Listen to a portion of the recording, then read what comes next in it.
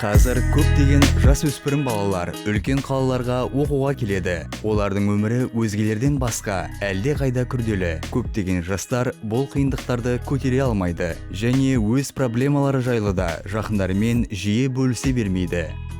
Қиын өмірлік жағдайларда біз әрқашан қауіпті танып, өзімізге сенімді қолдау мен көмек көрсете алатын достарды таңдай алмаймыз. Мұндай сәттерде көбінесе жастар теріс пиғылды серіктес адамдардың ортасына түседі.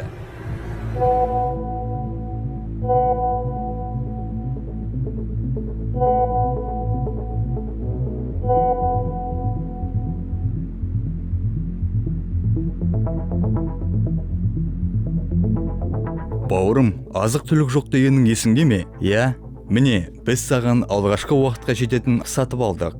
Олар сізге көмектесіп қолдағандай болады, бірақ көбіне өздерінің қауіпті қарым-қатынас шеңберіне тартады. Мұндай адамдарға сену өте қауіпті. Олар жас балаларға қатысты айлаларын оңай іске асырады, көмектесіп қолдайды. Осылайша сенімге кіріп, өз жағына арба болады, кейін жібермейді. Бауырым, саған бауырларымызбен жиналатынымыз туралы айтқаным есіңде ме? Әрине, есімде.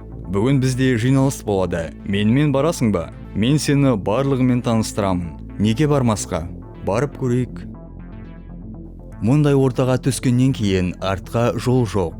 Сіз туыстарыңыздан алыстап, басқаша өмір сүре бастайсыз. Қазақстанның ұлттық қауіпсіздік комитетінің ресми деректері бойынша тек 2018 жылдың шілдесінде ғана таяу шығыстағы соғыс басталғаннан бері Сирия мен Иракқа Қазақстанның 800-ге жуық азаматы аттанған. Осы уақытқа дейін соғыс жүріп жатқан аймақтарға Қазақстанның қанша азаматы кеткені туралы нақты деректер жоқ. Әке?